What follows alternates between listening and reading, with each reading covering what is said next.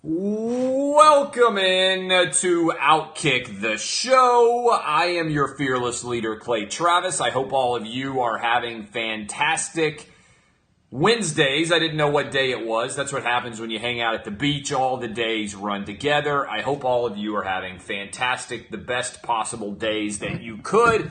I, for sure, am having a great day as long as I don't pull the cord here and lose my Facebook feed. I'd encourage all of you to make sure that you check out sportsbookreview.com for all of your gambling and informational related needs starting tonight where the NHL playoffs are going on. I'd also encourage you to check it out. We've got the biggest spread in the history of the last 25 years of the NBA Finals right now. 12.5 point favorite. It is absolutely wild how insane that line is. The Warriors are a massive, massive favorite. So, I appreciate all of you coming to hang out with me. I want to encourage you as well. My good friends at The Home Loan Expert just bought a home. Shout out Ryan Kelly. Good deal. Appreciate that. All of you who know, The Home Loan Expert is my buddy, Ryan Kelly. And let me tell you this right now. There are a lot of people out there right now who have major issues with paying their credit cards. And if you are one of those people with massive credit card debt, and I got to tell you, my wife has filled up all my credit cards as a way to buy up all of the furniture in this house. I got a call and they said, you tapped out on your credit card limit. I said, my God, my wife has been buying so much furniture and so much artwork that she has blown through a 6-figure credit limit. All right. I just got to say, that is A+ level purchasing power from my wife. But fortunately, I've got the money to pay my credit card bill. But for a moment there, I thought to myself, my God, can you remember what it was like when you had credit card debt hanging over your head and you were worried about whether or not you were going to be able to pay it? And you know what? For the vast majority of my life, that's how I lived. And if you have credit card debt right now and you also own a home, your home value has been skyrocketing all over the country, which means you probably have home equity, which means instead of paying 20+% interest and slowly paying off your credit card, you should go out, take a new mortgage, purchase money loan, knock out all your credit card debt, and in the process, get a clean mortgage title, get everything set up with my guy, Ryan Kelly. He can take care of you at thehomeloanexpert.com. I'm on week 2 at the beach. I'll be back down here for July 4th. But for right now, I am at the beach and we are hanging out and everything is going spectacularly well, except there's lots of construction going on around here. And I think I just lost my Facebook live feed. I think we just lost the Facebook live feed. I don't know exactly what's happened here. A bit of a calamity. Allow me to try to figure out what happened. This phone just went dark. But you know what? When you're a baller, you have burner phones. I got burner phones on burner phones everywhere here. So I'm going to have to go in. So far, Periscope is still working. I'm going to have to go in with another burner phone here. I'm going to have to go in with my secondary phone. And let me tell you this first. Let me read this before I go in with the burner phone on Facebook. Bob Iger of ABC called Valerie Jarrett to let her know that ABC does not tolerate comments like those made by Roseanne Barr. Gee, he never called President Donald J. Trump to apologize for the horrible statements made and said about me on ABC. Maybe I just didn't get the call. Let me go into Facebook and see if I can get this thing rectified on Facebook. This is when you know you're a big time show. While you are live here, you are going in live on your show. Let's see if this works. And by the way, the Wi-Fi's been flawless down here, but there's lots of construction going on, so I'm not sure what's going on exactly. But let me see if I can get this fixed. All right, we're going to go live. Let's see if this works. 3, 2, there went the volume. All right. Let's see if I can get this to work. My God, it's amazing that I'm able to accomplish anything given my technological inefficiencies. This is like when you have a substitute teacher and the class is falling apart and everybody else is out there just kind of running around and you don't know how to get it resolved. That's what's going on right now. I'm also sweating bullets. I think the air just went out here. We had the Angelo, or whatever the name of the storm was, that was going to be a disaster. It didn't actually do anything. It was basically just a normal thunderstorm in Florida. So let me see if that goes. All right, we're trying to go live now with Facebook. And if Facebook doesn't work again, Facebook is not working. So fuck Facebook for right now. All right, we're going just with Periscope. This does not happen to Dan Patrick. Fuck Facebook for not being able to work today. Periscope is fine. I do need an ice cold beverage. In fact, I've got an ice cold beverage right here. I'm really disappointed in Facebook not being able to work here today. So everybody know Periscope right now is working, although it'll probably stop working. And if it does, I'm going to be sweating bullets even more. All right, let's talk about all the different stories. I got all the ads in. Donald Trump going at it right now with the CEO of Disney. And this is a messy situation in and of itself. I don't know if you have seen this. This is a really messy situation. Donald Trump just tweeted out. Well, first of all, let's go burner accounts. We got to start with burner accounts. I have never, and maybe this is just a sign of how cocky I am. I have never had any kind of anonymous tweet. I've never had any kind of person pretending to be somebody else. I already and always, whether you love or hate me, I'm going to go with my own comments on Twitter. But all these burner accounts, we had Kevin Durant, now we've got Brian Colangelo, I believe is his name, the president of the 76ers, who's now alleged to have 5 different burner accounts where he's been celebrating and sharing all sorts of ridiculousness, okay? And this, to me, is a crazy situation because for first part, he's denying that it's him. Okay, he's denying that it's him, and a part of me wonders, is it possible that somebody set him up? Is it possible that somebody else inside the 76ers organization who didn't like him set him up, that they let the 76ers, they knew he had one account, they set up a bunch of other different accounts on top of it, they tweeted over a length of time, and then they just turned it over to the Ringer as if they were giving a tip to get him fired. And I'm sitting around for a while thinking, my God, this could be brilliant. If you had a couple of old burner accounts and every now and then you just tweeted out all sorts of ridiculous things on that account, and you had somebody who was your boss and wasn't very tech savvy and they had a Twitter account, but it was just to kind of monitor what was going on, wouldn't this be almost the perfect crime? You get the Ringer to do your dirty work. Now think about this for a minute. The Ringer has existed for a long ass time. So has Grantland. When is the last time that Grantland or the Ringer actually broke a story that mattered? I can't remember Grantland or the Ringer actually having a story uniquely suited to Grantland or the Ringer that mattered.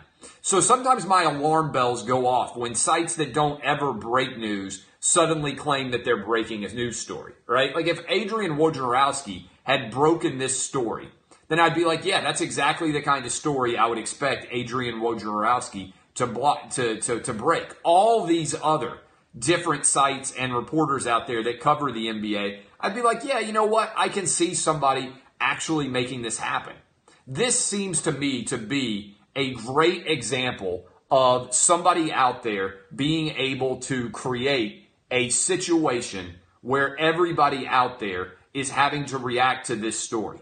And so as a result, I think there is definitely something going on here. And by the way, somebody just said Clay Travis definitely has a burner. I would never have a burner account. I would never have a burner account because I'm too cocky and conceited to give somebody else my ideas and my words. I understand people out there who are worked up about it, but the last thing I would do is write something and have it get carried and bounce around and not be able to get credit for it. I'm too cocky. I'm too conceited. I crave attention too much to ever go with a burner Twitter account. I just wouldn't even consider doing it because I want all the attention. Now, that's a flaw of my personality. I make fun of myself. I love attention. I love to draw attention. I like controversy. I am like a moth drawn unto the flame when it comes to controversy. A fly on shit. That is me. I'm being honest with you. I love it. I love reveling in the mud. The last thing I would want to do is give anybody else the opportunity to take credit for something that I came up with and was tweeting from a burner account. I just wouldn't do it. So whether you like me or not, I put everything I think directly out into my account. I think the reason why people have burner accounts is because there's a difference between what they say in public and what they say in private. I have eliminated that distinction. I say in private exactly what I say in public. There's no difference between my opinions that I would share at dinner or the bar tonight, out on the beach, and what I'm going to say on this show right now, or what I'm going to say on my show in the morning tomorrow. Now, there is some subtle difference, okay? There is some subtle difference in that, for instance, I can curse on this show and I could curse at the bar and I can't curse on the show. But in terms of being able to say exactly what I want, I would say exactly what I want every single day. And so I already do it. But it is astounding to me that people who make millions of dollars are making the decision to go out and get burner counts. It seems to me to be entirely illogical and to make no sense in the grand scheme of things. I don't understand it, right? It just seems to me to be really strange. And I think, again, the reason why people get burner accounts is one, insecurity, because you can't handle somebody saying something negative about you. People say negative things about me all day. They tweet them to me. I don't care. It really has zero impact on me. Just makes the bank account bigger. Two, it's because you can't say what you would actually like to say, and so you create a burner account. So what? So like 50 people can see your opinion as opposed to hundreds of thousands of people seeing your real opinion? I just don't understand it. I think that is a really weird situation. All right, if you haven't seen this, and we'll have to see what happens with this burner account, but I have my suspicion raised because this seems to me a little bit, I could be wrong, but this seems to me a little bit like the 76ers guy could be getting set up. It seems to me like it's possible that he is getting set up by somebody, that the story has been handed directly to Grantland, and that the story is actually the setup more than it is the actual burner accounts. We'll see whether or not that's true, but I say this. I have access to two accounts. I have access to the Outkick account, and I have access to my own account. I don't even toggle back and forth between the two because it's too frustrating to go back and forth between the two. So I almost never actually tweet from my account with Outkick, right? It's almost all at Clay Travis. So I find it a little bit strange. I'll just say this. I find it a little bit strange that an old guy who is not particularly tech savvy would be switching back and forth between 5 different Twitter accounts in order to post comments and say things about his team that are private in nature. I think this, frankly, it feels like a setup to me. Feels like a setup. All right, let's go into this Trump versus the Disney CEO. Donald Trump is feuding right now with Bob Iger, and he tweeted out, Bob Iger of ABC called Valerie Jarrett to let her know that, quote, ABC does not tolerate comments like those made by Roseanne Barr. And then he said, gee, he never called President Trump, Donald J. Trump to apologize for the horrible statements made and said about me on ABC. Maybe I just didn't get the call. And this, I think, more than anything else, is illuminating what I think is the larger story surrounding Roseanne. It's that we have a perpetual inability to treat all speech the same, right? We have one standard of speech that is allowed for liberals in this country. And basically they can say anything. Keith Olbermann and Jemele Hill can say anything they want about the president. It doesn't matter if it's true. It doesn't matter if it's fair. It doesn't matter if it's authentic. And at the same time, they can also say, they can also go out and criticize and demand that conservatives lose their ability to have their jobs. Now, I think what Roseanne Barr said was stupid. I think what many things Roseanne Barr has said on Twitter are stupid. Frankly, she's not really a conservative. She's more of a libertarian who's just gone a little bit eccentric and buys into a lot of conspiracy theories. I don't know what it is about old people, but am I crazy that old people seem to have a real affinity for conspiracy theories? I believe in a few conspiracy theories. Like, for instance, I think David Stern suspended Michael Jordan for gambling on basketball. That isn't proven. I think the logic of it lines up. It seems to me that old people and dumb people oftentimes believe in conspiracy theories. I believe in broad-scale conspiracies. For instance, let me tell you this. I believe that oftentimes on social media, left-wing thought is rewarded and conservative thought is demeaned. And I think that happens on a regular basis. I'm not sure if it's systematic. I'm not sure if it's algorithmic. I think what happens is that the people who are making the rules tend to be young. They tend to be incredibly socially and maybe even fiscally liberal as well. And so their own biases roll into the algorithms that they create. I don't think it's necessarily intentional. I think it is a lack of understanding and comprehension of the larger universe. For instance, if you only paid attention to social media, you were shocked that Donald Trump got a ton of votes for president. I was not shocked. I was not shocked that he won every Big Ten state. I was not shocked that he won every SEC state. I was not shocked that he won every Big 12 state, because those are the people that I interact with on a regular basis. I live in a 50-50 city and state, right? In a state where the city tends to be liberal in Nashville, and then the surrounding communities tend to be conservative. If I go to Thanksgiving dinner, I've got half Trump voters at my Thanksgiving dinner and half voters for Hillary Clinton. In my own household, I voted for Gary Johnson. My wife is a Hillary Clinton supporter, right? This doesn't shock me. And by the way, I get along with everybody, which shocks people sometimes. I don't particularly care what your politics are. What I care about is when you don't feel comfortable sharing your actual political opinions. And to me, Roseanne, the story of Roseanne in general, is not so much about politics. It's about the difference in terms of what you can say and what you can't say if you're liberal versus conservative. For instance, if you look at the larger universe of sports, Curt Schilling, and I keep coming back to this because I think it's the precedent that put Disney and ESPN in the spot they're in right now. Curt Schilling disagreed with transgender people being able to pick whatever bathroom they want to go to. So he supported the North Carolina transgender bathroom bill. That is a position that around 50% of people might support, 40%, 35%, whatever you want to say. It's a substantial either majority or substantial minority opinion, right? There are a lot of people who support that idea. And this is a big part of my book, and I want you guys to follow me along on this discussion.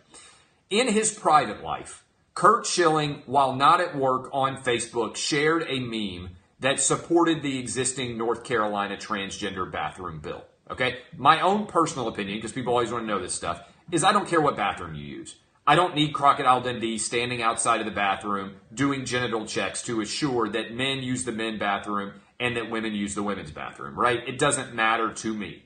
But I also understand why people care about such issues. And I certainly don't think you're an awful human being if you supported the North Carolina transgender bathroom bill. But I want you to think about this in a larger context. Curt Schilling, in his private life, on his personal Facebook page, shared a meme that supported the North Carolina transgender bathroom bill. And prior to that, he had gotten suspended at ESPN for comparing Muslim extremists to Nazis. Okay? Maybe not like that comparison, but there are a lot of similarities between people who kill other people who disagree with their worldview, right? That is what he was arguing. Okay? I don't think that is a outlandish, indefensible position. Not something that I personally myself would say, but as a First Amendment absolutist, I support the right for the marketplace of ideas to take place. Okay, both of those occurrences were on his Facebook pages. If Curt Schilling can't share his political opinion on his own Facebook page, where can he share it and remain employed by Disney? And you might think this doesn't make make a big difference. But I think this is significant, okay? I think this is incredibly significant in the larger context. If you believe in the marketplace of ideas, okay? If you believe in the marketplace of ideas, then you want everybody to be able to share their political opinions without worrying that they're going to get fired from their job. So I think this is an interesting question. On the North Carolina transgender bathroom bill, where do you believe that Curt Schilling should be able to share that opinion? If he can't share it on his Facebook page, if he can't share it on his Twitter page, again, we're not talking about him going on ESPN and they go to him and say, hey, Curt, did you agree with that pitching change? And he says, no, I didn't agree with that pitching change. But you know what I really don't agree with? North Carolina trying to change, the city of Charlotte trying to change the rules about who can use the bathroom. If ESPN had fired him and he had done that, I would say, you know what, that makes total sense for ESPN to do it. Because then he's using their airwaves to propagate his political opinions. But he didn't do that. In the privacy of his own life, he said that he had an opinion about politics. And as a result, he was fired for it. If you can't say it on your private Facebook page, if you can't say it on Twitter, can you say it in a restaurant? What if you were sharing your political opinion in a restaurant and somebody is secretly recording it and then it goes out and it's similar to what he posted on Facebook? I think at some point the question becomes, if you believe as I do in the marketplace of ideas, then you should have the opportunity to share your political opinions, and your company should not restrict you from doing that. And you shouldn't be fired for it. But once you set the precedent, as Disney did, that there are appropriate and inappropriate political positions, then as a result, when Jemele Hill calls the president a white supremacist or Keith Olbermann comes out and calls the president a Nazi, how can you justify allowing those people to remain employed without censure when you have established that Curt Schilling's opinion is not allowed? And this is significant. If Curt Schilling had said, this North Carolina bathroom bill is an abomination and I can't countenance it, he would still be employed. That is content-based discrimination that is costing somebody their job. Okay? Some people out there don't understand this. They say, Clay, well, what about your position on the NFL? My position on the NFL is the NFL doesn't want any political statements made. They don't want you to take a knee on the field and support abortion, and they don't want you to take a knee on the field and oppose abortion. They don't want you to bring your individual politics to the NFL football field when you are in uniform at the game. If that is your political position, then it's content neutral. In other words, they aren't discriminating based on the content of what you're saying. They are saying this rule applies everywhere. So if Disney had come out and said, hey, Curt Schilling, never talk about politics in public again or we are going to fire you, and they had held the same standard to bear for Jemele Hill and for Keith Olbermann, it might not be a great standard, but the standard and rule would be applied evenly across the board. My concern is people say, well, the First Amendment doesn't apply to private corporations. Private corporations are so powerful now that they often have much more control over our national discourse than individual state governments or federal governments do. And I said this yesterday, but I'll reiterate it. Would you rather be, if power was your goal, the governor of North Dakota or the CEO of Disney? Would you rather be a random member of the House of Representatives or a senator who was not very powerful, or the CEO of Disney? Which one do you think is more powerful? Is the CEO of Twitter more powerful, or is the governor of Connecticut? Is the CEO of Apple more powerful, or is the governor of New Mexico?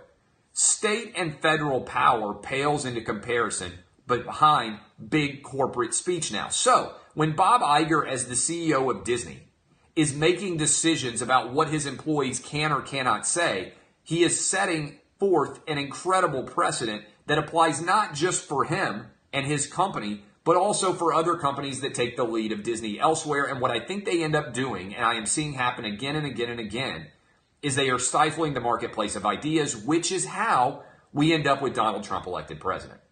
The theory of how Donald Trump gets elected president is straightforward.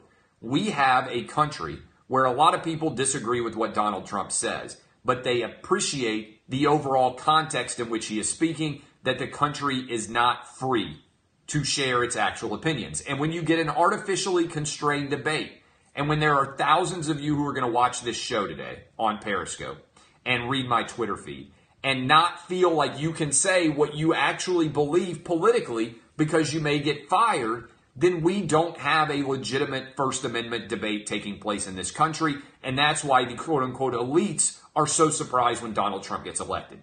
He is disrupting so many different elements of a modern American life, just like many companies have disrupted other powerful institutions before. And so as a result, Trump is not being supported by many of his supporters for what exactly he is saying, but for the context in which he is acting, and many people are missing that. Certainly Hillary Clinton did. And as a result, he has won the middle part of the country, what I call a college football coalition, the SEC, the Big Ten, the Big 12. There are lots of people out there that don't agree with everything that Donald Trump says, but they agree with some of what he says, and they agree with the larger context about what he is saying. So they can see hypocrisy, and they understand that Curt Schilling was treated differently, and that Roseanne was treated differently than other people might have been. Now, in general, I don't want people fired for political opinions. A lot of people out there, frankly, don't understand my position here. I think the standards should just be applied evenly. If Jemele Hill can call the president a white supremacist, and if Keith Olbermann can call the president a Nazi, then Kurt Schilling should be able to advocate for whatever conservative political beliefs he may have. Okay? That's the truth.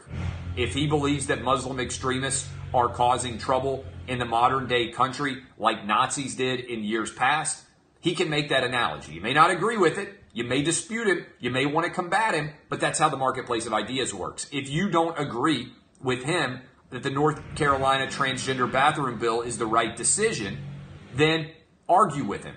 Battle him on ideas. Don't immediately label him and deem him unworthy of discussion. And that's the other thing that happens nowadays is we don't have actual discussion in this country.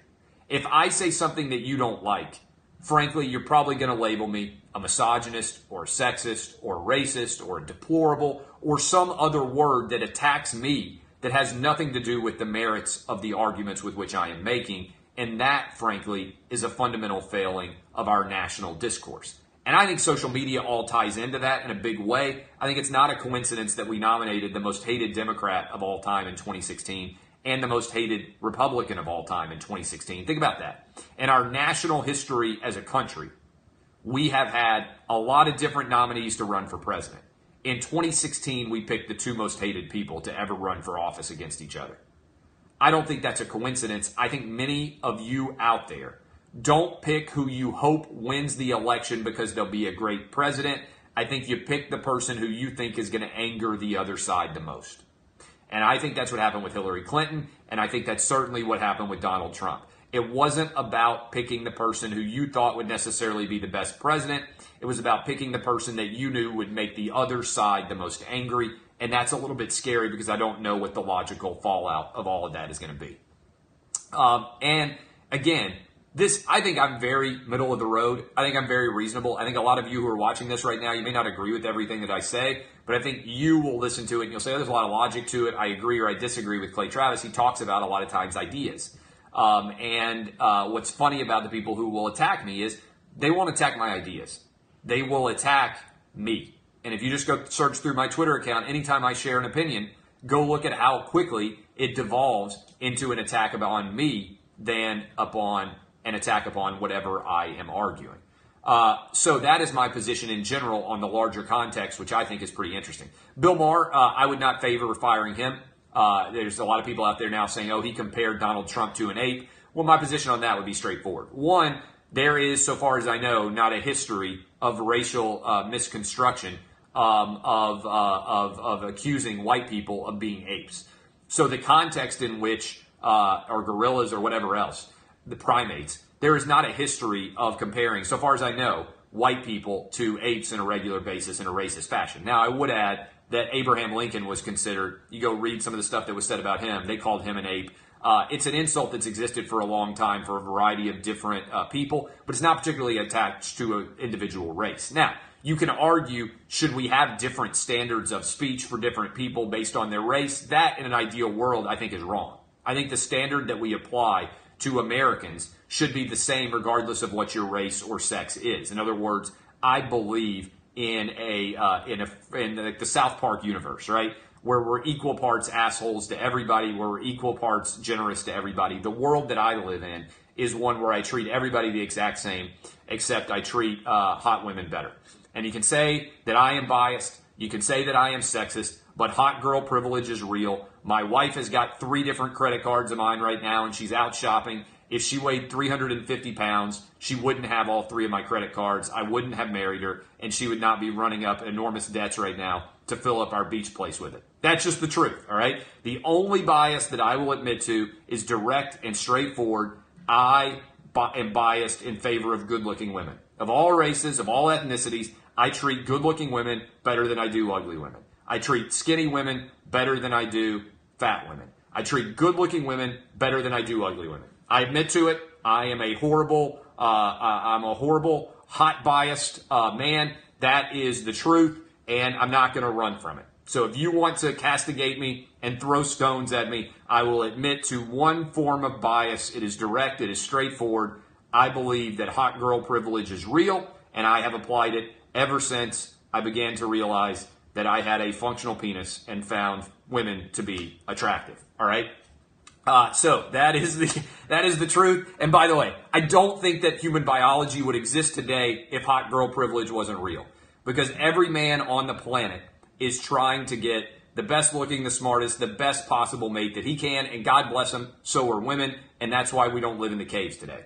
If sex did not exist, we would have never evolved and moved beyond the caves. We wouldn't have evolved the use of words. Everything is predicated biologically on trying to leave behind a better species, which is all predicated on sexual attraction. We would still be living in caves if men didn't try to get the best looking possible women to sleep with them. One of my buddies once, he came to me and he's like, Clay. I was like, yeah, we're having beers. He said, do you ever think about the amount of time you waste either when you're single or if you get divorced or whatever, trying to get good looking women to sleep with you? He said, I was thinking about all the things I could have done in all these years. He didn't get married till he was 40. He was like, all these things that I could have done in my life from about the age of 14 to 40 if I hadn't been trying to chase women all the time. I said, no. You got that wrong, buddy. You are thinking about it incorrectly. I said, the reason why you've had any success in your life at all is because you've been trying to get women to sleep with you. If you were not trying to get women to sleep with you, you wouldn't have worked that hard. You wouldn't have done anything. Almost all human progress is predicated on the pursuit of sex. Period. Almost all of it. I mean, biology is a genius. Biology is a genius. The more success you have, the better offspring you have.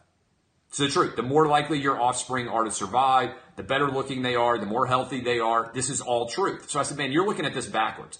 I said, the only reason why you have attained any measure of success, why you own a house, why you own multiple cars, why you take nice vacations, why you're in shape, why you have good clothes, why you have all of those things is because you've been trying to attract a mate.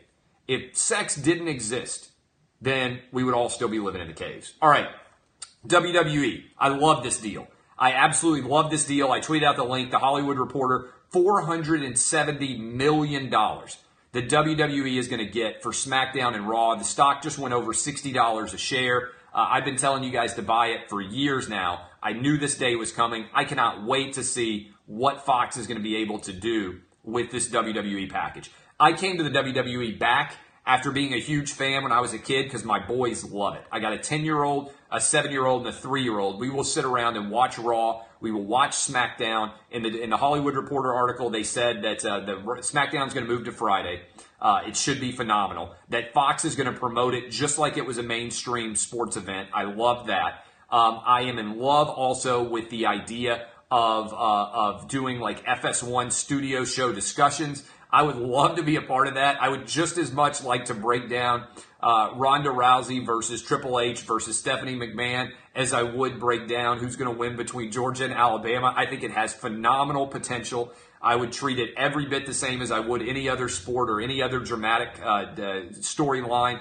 I think it's phenomenal. I think it's a great move for Fox. I think it's great for the WWE. As a shareholder, I think it has phenomenal potential. There are a lot of big WWE fans inside of the Fox universe already. I think that they are chomping at the bit for the opportunity to get in and be able to run and fully embrace this sport. Interesting thing about WWE. Your average person cares about WWE. When I was at Fox all the time, if you didn't like the UFC, you were like a little bit uncomfortable with the UFC people. Because you felt like at any moment, they might just start beating your ass and choke you out, and next thing you know, there's blood everywhere, right? The NBA guys, they interact well with the college football guys. The Major League Baseball guys, they interact well with the NFL guys. The UFC crew, it's like a different universe. It's like a different species of sports star. I think, based on my interaction with them, that the WWE people are going to really fit in well overall with the sports universe. And I think there will be a lot of good cross-pollination that will happen. I think that it could make a lot of sense to have a WWE, like the next time Fox does the Super Bowl. why wouldn't WWE do a special Friday edition from the location of the Super Bowl, for instance? I'm just tossing out a couple of ideas. When Fox is doing the World Series, why wouldn't there be a connection there with the WWE? The NFL and the WWE overlap is great. A lot of times I felt like UFC was like NASCAR, which is fine. Look, if you love the UFC or you love NASCAR, you love those sports, but people don't casually like them. Like, you can't just turn on typically NASCAR or the UFC and watch a lot of hours of their programming. You either love it or you aren't interested in it at all. I feel like the WWE has that crossover potential that a lot of people feel exists for football and basketball, certainly in this country. You put on the game and you'll watch it even if you're not a huge fan, and I think that has a lot of potential. I'm ecstatic about what could happen there with that partnership. We did the Woke Center AM. Woke Center AM, guys, is on the ropes. Absolutely on the ropes. When you start getting articles talking about how they're not worried and how everything's going fine and how they're going to just change things. This was a great quote. My guy Josh Parcell, who used to work out at Fox Sports, he tweeted this to me and I retweeted it because I loved it so much. You know things are going bad at Woke Center AM, which nobody is watching. And this is a great quote. The best article, and again, I tweeted this out from Sporting News. This is a quote. You don't change the team, you change the players and coaches. That's what would happen with Get Up, said a source. You don't change the team, you change the players and the coaches. If you wipe out all the players and all the coaches, all you have left is a logo. That's basically changing the team. I just love this quote. Again, talk about damning people with faint praise. This is from inside of this Sporting News article. You don't change the team, you change the players and coaches. That's what would happen with Get Up, said a source. That's changing the team.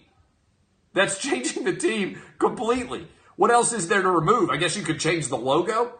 I don't know what else you could change here. This is an amazing quote. You know things are going bad at Get Up when they say you don't change the team, you change the players and the coaches. That's what would happen with Get Up. Yeah, everything would be different.